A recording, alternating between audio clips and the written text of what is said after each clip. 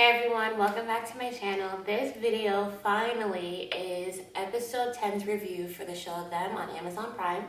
1 through 9 are up on the channel, so if you haven't seen those, make sure you check that out. And without further ado, let's get into episode 10. So, yeah,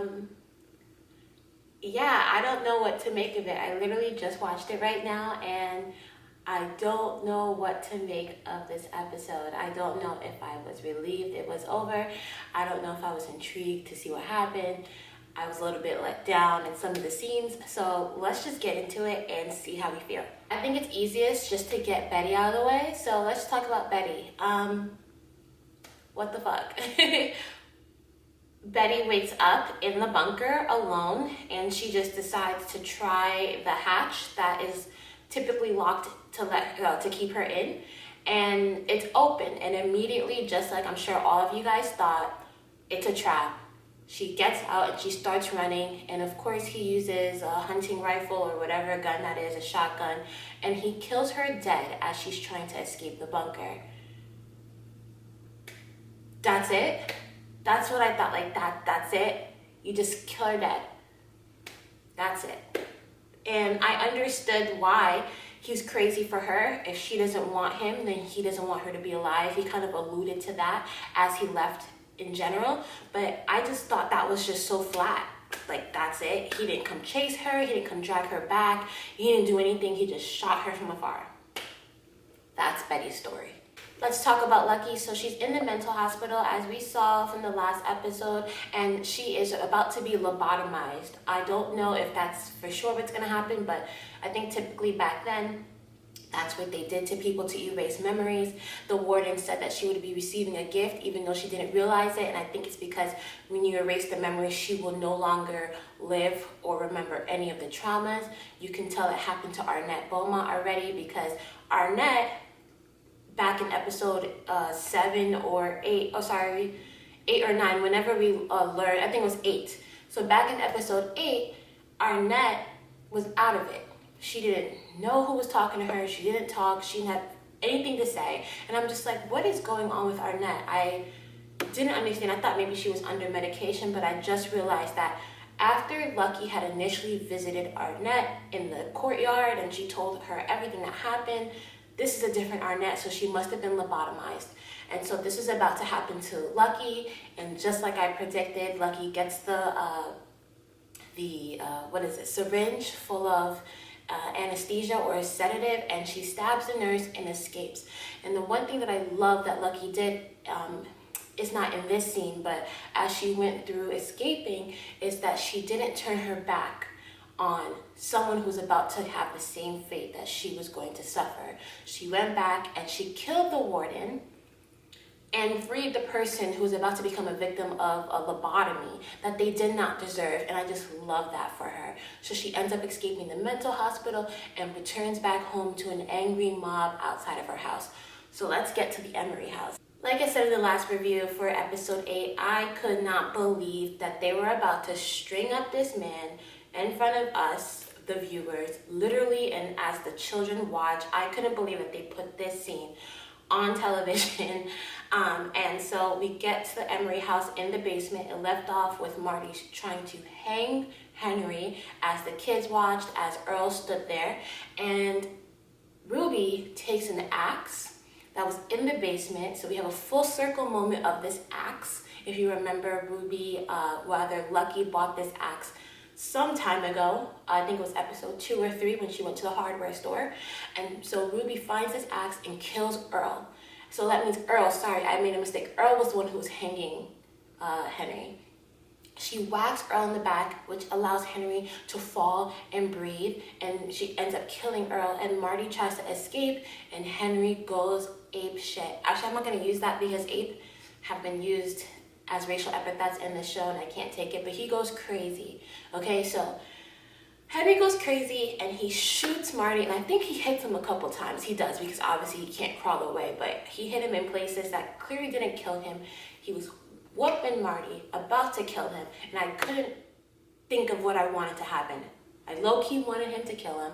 I didn't want him to kill him if he was going to be caught by everyone, because at this point all the neighbors came out of the house because they heard the ruckus.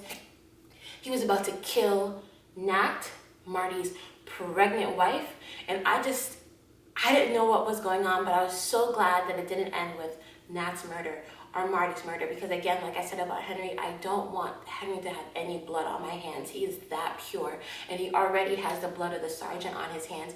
I just didn't want to see him become a murderer. I don't like that image of a black man on this show, so I'm glad that he didn't necessarily kill them in that moment.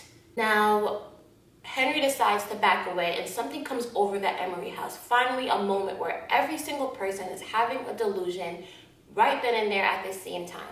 The door shuts on Henry, then Gracie goes into a trance after Miss Vera comes and pulls her into the closet, and then Ruby goes into a trance as Doris pulls her into a school bathroom, and well, these are all delusions, and then Henry is seemingly still locked outside at this moment. So each and every character goes into their personal nightmare.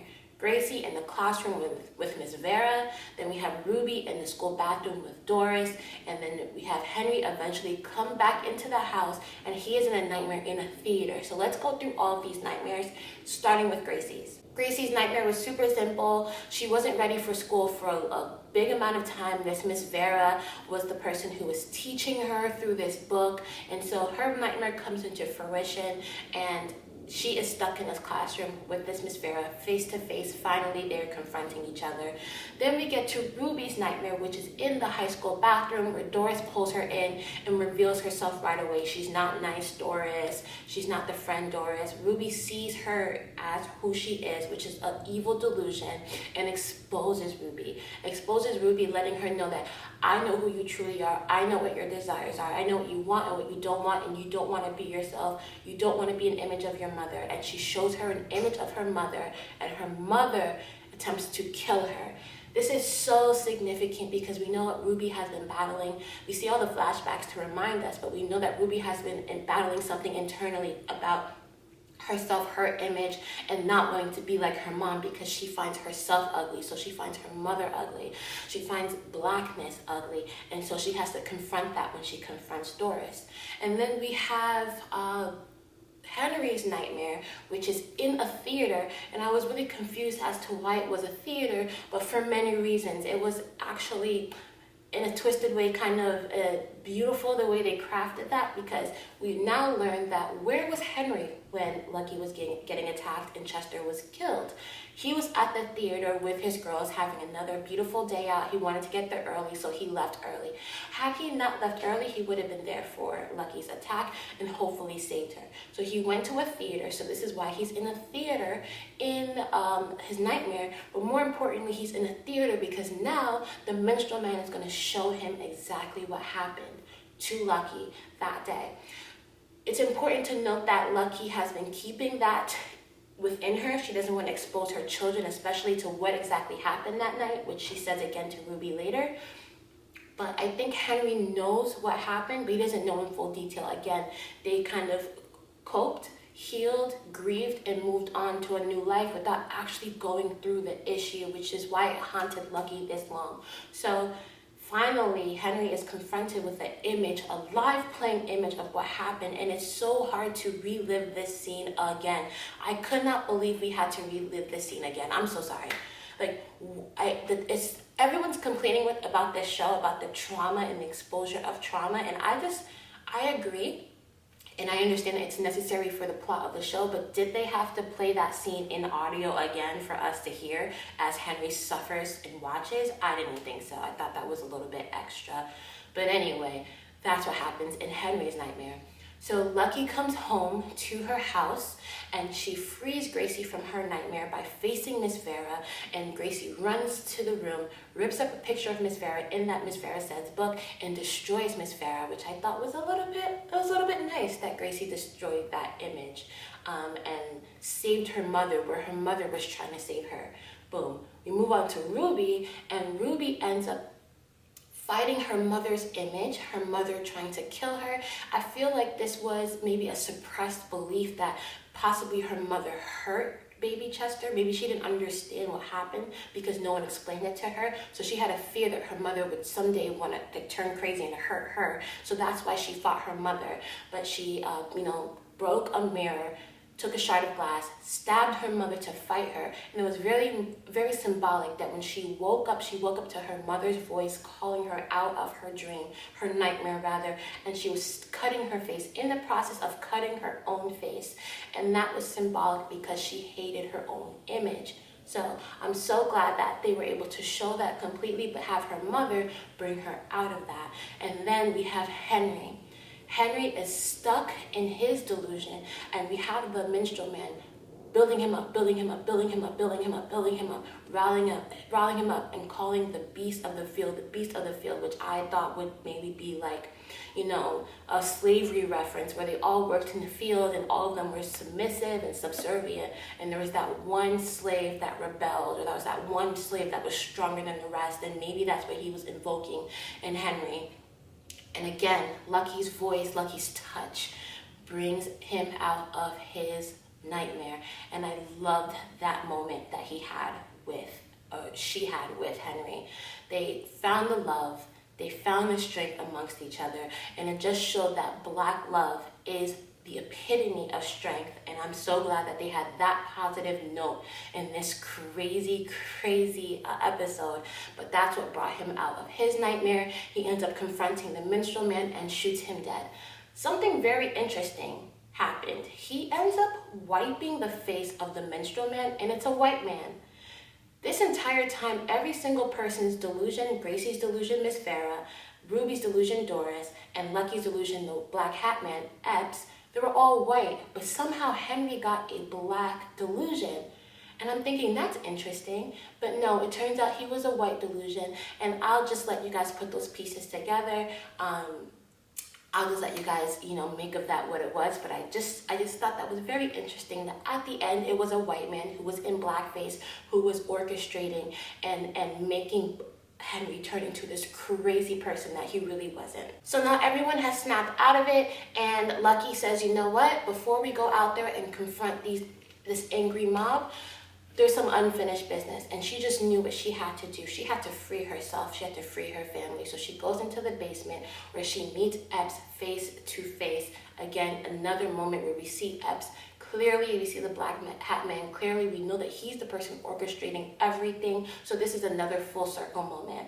She confronts him. He speaks of the Lord and the Word and how the Lord wants this to be his bidding against Black people. And she stands strong for a moment until he brings an image of baby Chester. And for a moment, she becomes weak because she thinks the baby's real. She embraces this baby, and he gives her an option. He says, I can give you a gift. You can be here with your baby and start over, or you can return back to the hell that you live on earth and all the pain that's out there.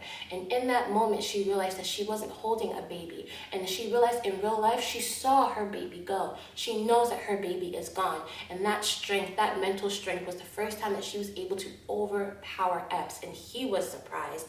And she stood up to him, let him know that her baby's not here. Her baby here is not real. Her baby's gone, and that she's standing up to Epps, and it's over. That she sees him, and that I see you, I see you, I see you, I think was really symbolic, because we think of the devil, we think of it as it as an invisible entity that orchestrates evil from the background, from the shadows. We never see him. We just see the evils that he presents. And she lets the devil know that she sees him, and she rips off the cross off of his neck. So symbolic, because we know that he is a false prophet, that he is not preaching any word of God, and removing that cross removed Epps completely, and he crumbled. And I loved that moment. Such a good redeeming moment. The ending scene of this episode is the family standing tall, standing strong, confronting the neighbors outside. They're standing in a ring of fire. I know that is symbolic as well, with the 50 or some neighbors standing on the street as the 4 of them stand strong in front of their home. And that's how the episode ends. And I'm like, okay, what a dull, flat ending. But it just shows me that it might be opening up for a possible signing of season 2. We don't know if the show is coming back, but it seems like it was an open-ended ending. We have to know how we're going to rectify Betty's situation. She just can't go missing and die like that. They have to try to find her. They have to figure out what happened to her. And so also we have a murder that happened, right? Henry murdered the sergeant. We have to know if he's ever going to be pulled up on that or investigated about that. He also shot and beat up Marty. There's also a dead Earl in the basement. And so we have to see what exactly happens to the Emery family, which leads me to believe that there might be a season 2. The only thing that is that, you know, as popular as this show is, there's been a lot of pushback, specifically from Black people about how they refuse to watch it, how they stop watching it, you know, how the directors and producers of this show are white and they just can't understand how white people are still trying to tell Black stories from a white lens. There's been a lot of pushback about this show, so I don't know if it's going to be renewed for a season 2, but I just suspect that's why there's an ending like that. So that's it. That's how I feel about this episode. Please let me know in the comments. I know it took me a long time to get here, but I'm here. So please let me know in the comments how you feel about this ending and how you feel about this series overall. Would you like to see a season 2? Don't forget to like the video, comment, and subscribe because I will be back for more series reviews. I'm so excited to do this, guys. And thank you so much for tuning in and subscribing. Also, let me know what shows are out now or coming that you guys want me to cover because I will be doing my research and I'll be back with a new series. Check you later.